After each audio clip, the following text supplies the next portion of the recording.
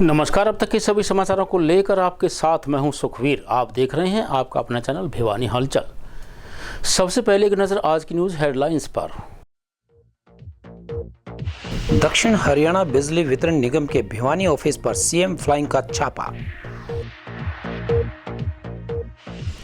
सफाई कर्मचारियों का उनकी मांगों की अनदेखी पर फूटा गुस्सा।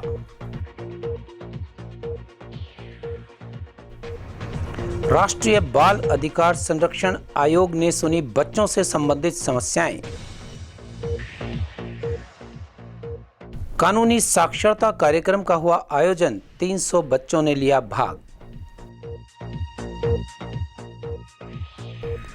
रिटायर्ड कर्मचारी संघ मांगे न माने जाने पर करेगा सीएम आवास का घेराव। अब खबरें विस्तार से। सीएम फ्लाइंग टीम ने दक्षिणी हरियाणा बिजली वितरण निगम कार्यालय में छापेमारी करते हुए उपभोक्ताओं की बकाया शिकायतों व नए कनेक्शन की स्टेटस रिपोर्ट से संबंधित कागजों को खंगाला। इस अवसर पर विभाग कार्यालय में फ्लाइंग टीम को कुछ शिकायतें पेंडिंग मिली। विभाग एसडीओ चेतन ने बताया कि तेजी से शिकायतों का समाधान किया जा रहा है। सीएम फ्लाइंग दोपहर को अचानक बिजली निगम के भिवानी सिटी सर्कल कार्यालय में पहुंची तथा वहां के अधिकारियों व कर्मचारियों की उपस्थिति जांचने के बाद लोगों द्वारा की गई कंप्लेंट कितनी बकाया है और कितनी कंप्लेंट को दूर किया गया है, इस बात की जांच की गई।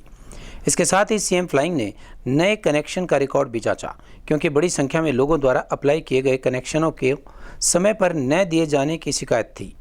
वहीं बिजली विभाग के द्वारा की गई रिकवरी के डॉक्यूमेंट भी जांचे गए। इस बारे में बिजली विभाग के सर्कल एसडीओ चेतन ने बताया कि सीएम फ्लाइंग को कर्मचारियों की उपस्थिति की जांच के अलावा जांच के साथ जो भी डॉक्यूमेंट मांगे गए उनको पूर्णतः सहयोग दिया गया। इस कार्यवाही में एक कर्मचारी गैर हाजिर पाया गया। 20 सीएम विंडो शिकायतों में 8 शिकायतें पेंडिंग पाई गई, जिसमें 6 ओवरड्यू पाई गई। एसडीओ चेतन ने बताया कि कई बार कर्मचारी पोल पर चढ़े होते हैं तथा आम जन के फोन अटेंड नहीं कर पाते, जिसके चलते कंप्लेंट दर्ज नहीं हो पाती। अभी ऐसा है जी, सीएम फ्लाइंग की टीम ने यहाँ पे हमारे दफ्तर की अभी चेकिंग करी है और जो भी जारी है, और इसके तहत अभी जो हमने पाया है लगभग हमारे 8 नए कनेक्शन की फाइल या लोड एक्सटेंशन की फाइल्स ओवरड्यू हैं, और इनमें से 8 में किसी का एस्टिमेट कॉस्ट जमा नहीं है, किसी की एलटीसी की इक्विपमेंट होता है डिपार्टमेंट का, उसका कॉस्ट जमा नहीं है, तो इस वजह से वो कंज्यूमर एंड पे ही वो पेंडिंग है। इसके अलावा हमारी 8 सीएम विंडो हमारे दफ्तर में पेंडिंग है, जिसमें से हमारी 6 सीएम विंडो ओवरड्यू है, और इन 6 सीएम विंडो में से भी 5 का काम हमने करवा रखा है। 1 का काम पेंडिंग है, वो जितना जल्दी हो सकेगा हम लोग उसको आगे करवा करके प्रोसेस कर देंगे। यहाँ पे एक कर्मचारी की लीव मिली है, बाकी सारे कर्मचारी मौके पर हाजिर हैं जी। जो पहले हुई थी उस टाइम पे मैं यहाँ पे नहीं था, तो उसके बारे में मुझे ज़्यादा जानकारी नहीं है, बट जो आज की यहाँ पे रेड हुई है वो सारा प्रॉपर जो भी डॉक्यूमेंट्स हमसे मांगे गए हमने बिल्कुल उनको अवेलेबल करवाए हैं, और पूरा सपोर्ट हमने सीएम फ्लाइंग टीम का करा है। इसको मैं इस तरह से देखता हूँ कि ये तो एक रूटीन का काम है। अब उसमें तो कोई भी दफ्तर का हो सकता है, कुछ ऐसा नहीं है कि एक ही पर्टिकुलर दफ्तर का बार बार हो। ऐसा भी पॉसिबल है कि बार बार हो भी जाए, ऐसा भी पॉसिबल है कि अलग अलग दफ्तरों का भी करें। तो वो तो देखिए सीएम फ्लाइंग टीम अपने विवेक से वो काम करती हैं और अपने काम में वो बिल्कुल एक्सपर्ट है, तो आई गेस मुझे नहीं लगता कि उस चीज़ पे मुझे कोई भी कमेंट करने की। विधानसभा चुनाव में भाजपा को अपनी ताकत दिखाएंगे सफाई कर्मचारी, यह कहना है नगर परिषद कर्मचारी प्रधान पुरुषोत्तम दानव का। उन्होंने कहा कि शहर को स्वच्छ बनाने में यदि सरकार स्वच्छता प्रहरियों की विभिन्न मांगों को पूरा नहीं करती है तो वे आगामी विधानसभा चुनाव में भाजपा को कुर्सी से हटाने का काम करेंगे। उन्होंने काले बिल्ले लगाकर और उल्टी झाड़ू लेकर शहर में प्रदर्शन किया और सरकार के द्वारा हाजिरी से संबंधित जारी किए गए नियमों की प्रतियां फूंककर अपना विरोध जताया। नगर पालिका कर्मचारी संघ हरियाणा के बैनर तले भिवानी में सफाई कर्मचारियों ने प्रदर्शन किया।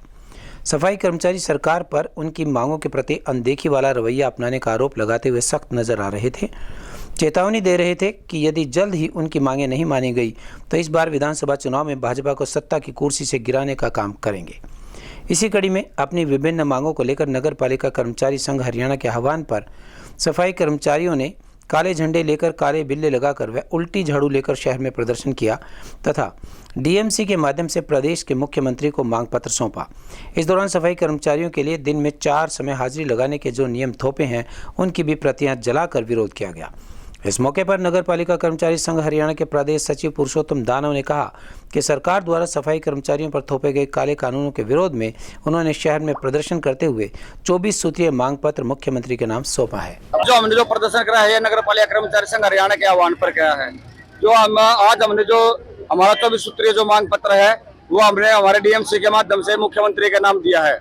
पहले भी हम 2-3 बार इनको ज्ञापन दे चुके हैं और हम ये कहना चाहते हैं सरकार से, सरकार के नुमाइंदों से, या जो समय रहते हुए जितने भी हमारे सफाई कर्मचारी है उनको पक्का किया जाए और ठेका प्रथा है जड़ से समाप्त की जाए। जो गुड़गांव के अंदर जो 3480 कर्मचारी हटा रखे हैं उनको ड्यूटी पे लिया जाए और जो हमारे जो नेता है जिनमें मुकदमे बना रखे, झूठे मुकदमे में अंदर कर रखे हैं, उनको उसके प्रति निष्पक्ष जांच होनी चाहिए।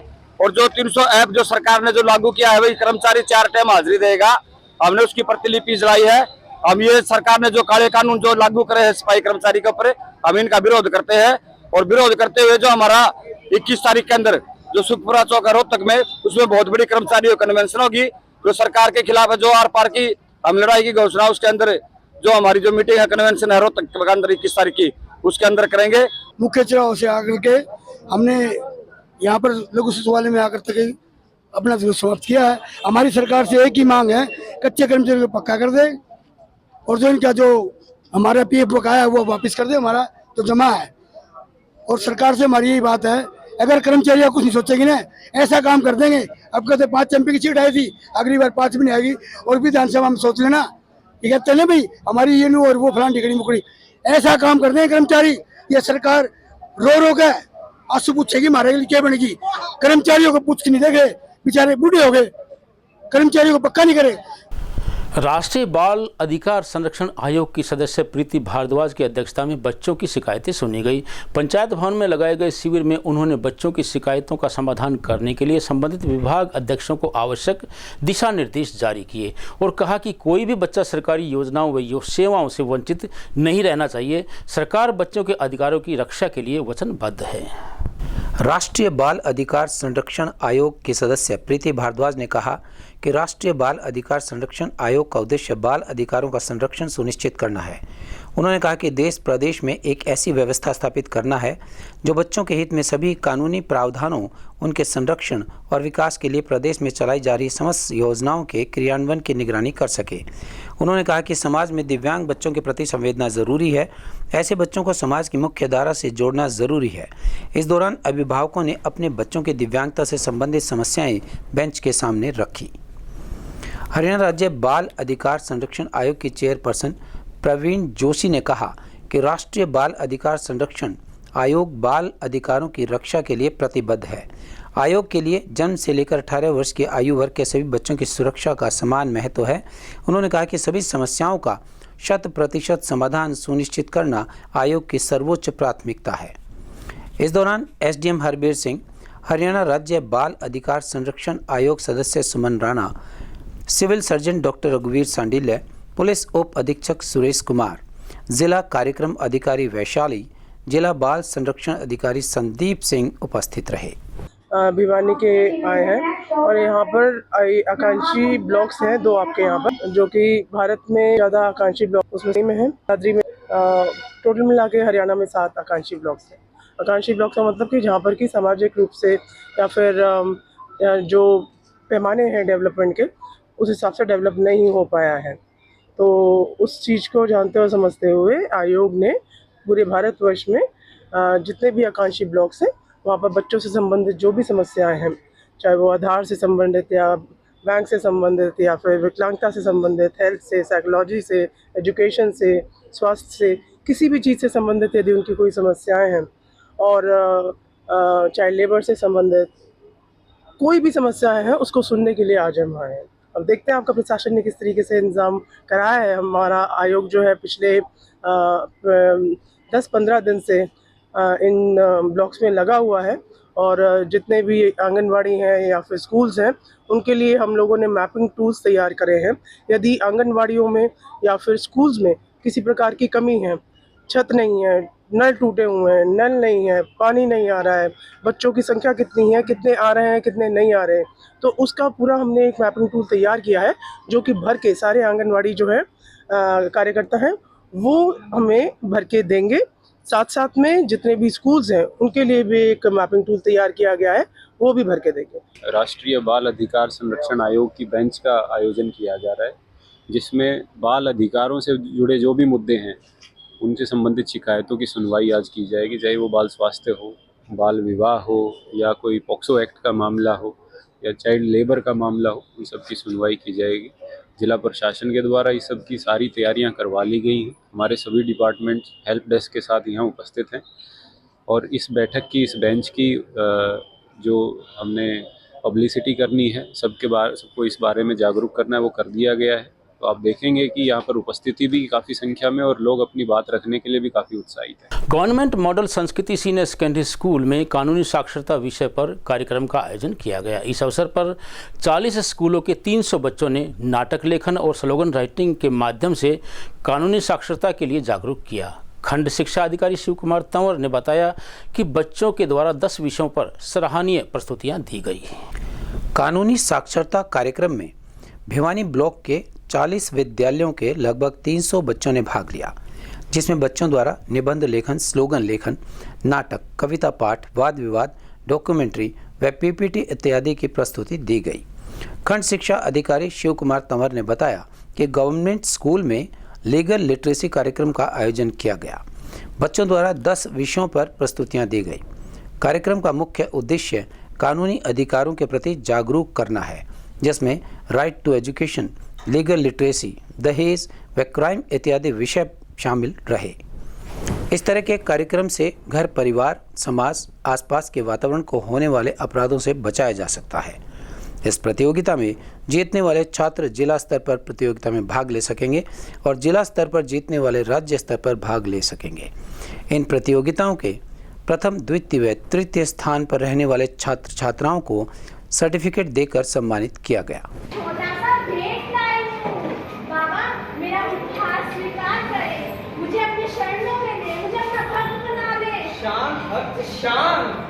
बाबा चंद्रदास की जय हो। आज के हमारे स्टेट में मैसेज दिया है कि जो अंधविश्वास है वो बहुत फैल रहा है और वो विकट समस्या बन चुका है हमारे लिए। तो हमें इस अंधविश्वास से बचना है और सबको बचाना है। तो आप सबसे यही अनुरोध है कि अंधविश्वास को फैलने से रोकें और बड़ी समस्या बनने से।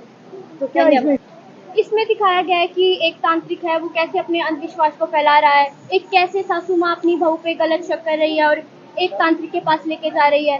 तो ये चीज आजकल देश में बहुत बढ़ रही है। सर, हमने एक नाटक के माध्यम से ये मैसेज दिया है कि आज भी हमारे समाज में दहेज लेने की प्रथा जारी है। सरकार ने अनेक अधिनियम बनाए हैं पर छोटे गांवों में उन्हें लागू नहीं किया जाता है। इसलिए हमारे नाटक के माध्यम से हमने ये मैसेज दिया है कि दहेज लेना एक बहुत बड़ा जुर्म है।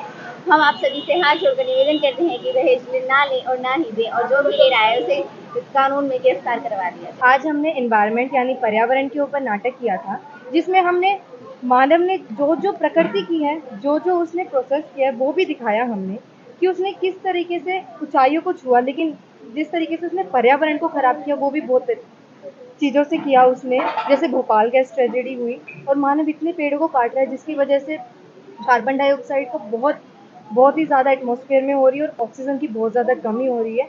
और भारत में प्रतिवर्ष 27 लाख से भी ज़्यादा लोग मरते हैं वायु प्रदूषण के कारण। कैंसर भी इसका एक बहुत ज़्यादा इफेक्ट हुआ है इससे। लीगल लिटरेसी प्रोग्राम है जो अभी ब्लॉक लेवल पर ऑर्गेनाइज किया जा रहा है। आज के दिन 12 तारीख को Seth Kirorimal government senior secondary school में। इसके बाद जो बच्चे इसमें सेलेक्ट होंगे फर्स्ट, सेकंड, थर्ड, वो डिस्ट्रिक्ट लेवल पे पार्टिसिपेट करेंगे। उसके बाद जो उसमें फर्स्ट, सेकंड, थर्ड होंगे वो डिवीज़नल लेवल पे पार्टिसिपेट करेंगे और अल्टीमेटली यही बच्चे जो हैं वो स्टेट लेवल में पार्टिसिपेशन देंगे। आज लगभग 300 के करीब बच्चों ने अपना रजिस्ट्रेशन करवाया है, जिसमें 40 स्कूलों ने टोटल पार्टिसिपेशन किया है, जिसमें 30 सरकारी स्कूल हैं और 8 प्राइवेट स्कूल्स हैं। इसमें जो है इसका मेन उद्देश्य यही है कि बच्चों को लीगल लिटरेसी के बारे में पता चल सके, उनको अवेयर किया जा सके कि उनके कौन कौन से राइट्स हैं। जैसे राइट टू एजुकेशन है, डाउरी के प्रति उनको जो है अवेयर करना, और बहुत प्रकार के जो है क्राइम हैं, उन क्राइम के अगेंस्ट उनको सचेत करना ताकि बच्चे जागरूक हो सके। रिटायर्ड कर्मचारी संघ द्वारा जिला प्रधान सुंदर सिंह की अध्यक्षता में लघु सचिवालय के बाहर अपनी मांगों को लेकर सरकार के खिलाफ प्रदर्शन किया गया। उन्होंने कहा कि अगर रिटायर्ड कर्मचारी संघ की मांगें नहीं मानी गई तो 21 अगस्त को मुख्यमंत्री के करनाल निवास पर प्रदर्शन किया जाएगा। इस अवसर पर संघ पदाधिकारियों के द्वारा अतिरिक्त उपायुक्त के माध्यम से मुख्यमंत्री को ज्ञापन भेजा। रिटायर्ड कर्मचारी संघ की प्रांतीय कमेटी के आह्वान पर रिटायर्ड कर्मचारियों ने अपनी मांगों को लेकर उपायुक्त के माध्यम से मुख्यमंत्री को ज्ञापन भेजा और धरना दिया। रिटायर्ड कर्मचारियों की मुख्य मांगों में 65 साल होने पर 10 और 70 साल होने पर 15 और 75 साल होने पर 20% वेतन की वृद्धि शामिल है। कंप्यूटेशन राशि की कटौती 15 वर्ष के बजाय 10 वर्ष की जाए। पारिवारिक पेंशनर को LTC की सुविधा दी जाए। वरिष्ठ नागरिकों को AC बस, रेल और हवाई जहाज में रियायती दर से यात्रा की सुविधा लागू की जाए। मेडिकल भत्ता 3000 रुपये तथा बिना शर्त पेंशनर्स को कैशलेस मेडिकल सुविधा उपलब्ध करवाई जाए और सरकारी अस्पतालों में रिक्त पदों पर नियमित भर्ती करके इलाज करना सुनिश्चित किया जाए। अन्यथा रिटायर्ड कर्मचारी संघ हरियाणा 21 अगस्त को मुख्यमंत्री निवास करनाल में प्रदर्शन करेगा। आज का प्रदर्शन तो भाई क्या है कि हम अपनी जो है रिटायर कर्मचारी संघ की तरफ से समस्त हरियाणा के अंदर जो है आज हम DC कार्यालय पे प्रदर्शन कर रहे हैं और प्रदर्शन पहली बार नहीं करे, काफ़ी दिन से हम करते आ रहे हैं।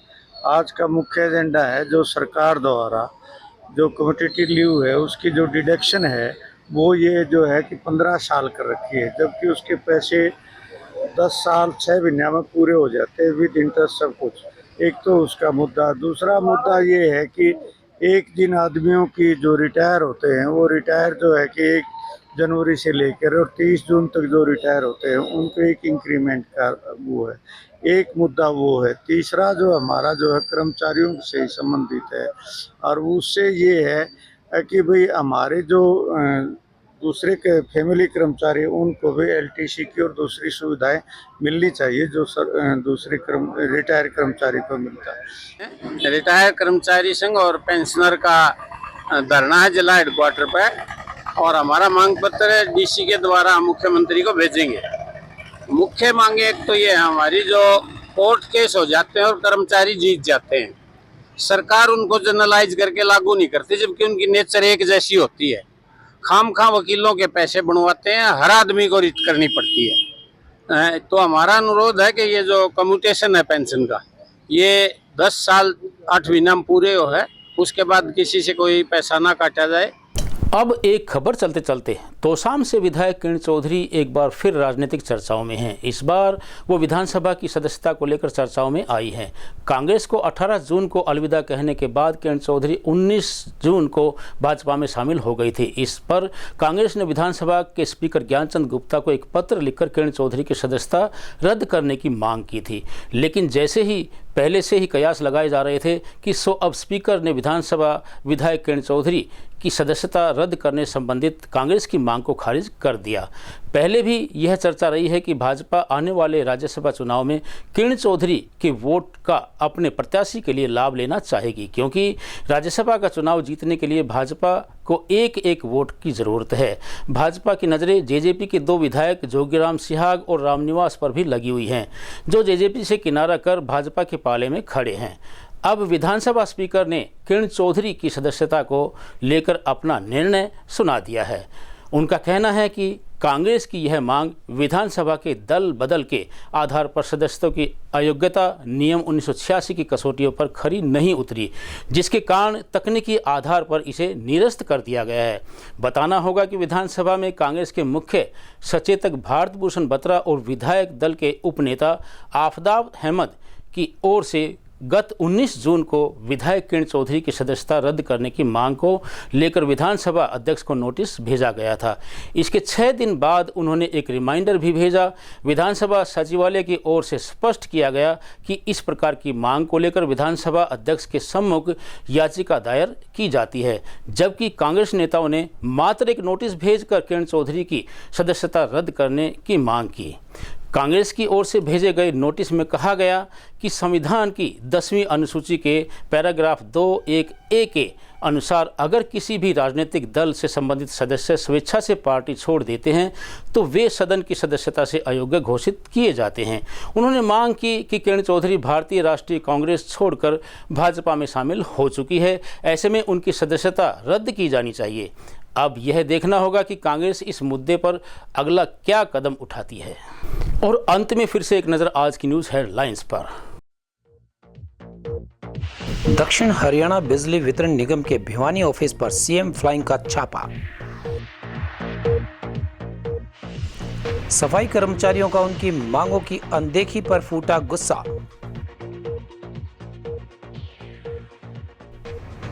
राष्ट्रीय बाल अधिकार संरक्षण आयोग ने सुनी बच्चों से संबंधित समस्याएं। कानूनी साक्षरता कार्यक्रम का हुआ आयोजन, 300 बच्चों ने लिया भाग। रिटायर्ड कर्मचारी संघ मांगे न माने जाने पर करेगा सीएम आवास का घेराव।